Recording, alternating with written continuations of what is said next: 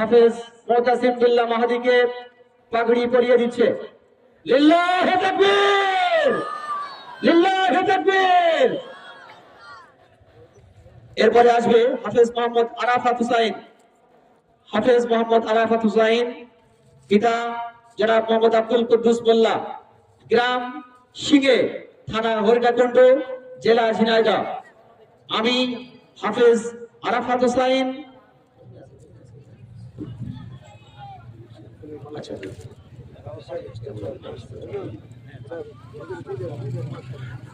সার্টিফিকেটটা সহ দিয়ে দেন।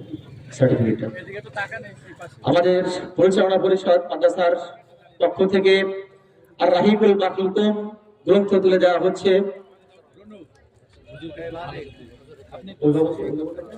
অভিভাবককেও উপহার দেওয়া হচ্ছে।